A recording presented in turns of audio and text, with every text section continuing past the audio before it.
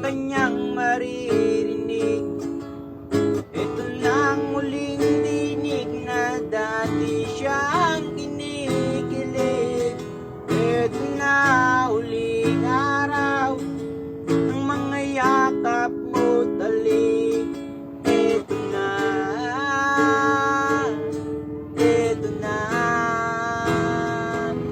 Sabi nga ng iba,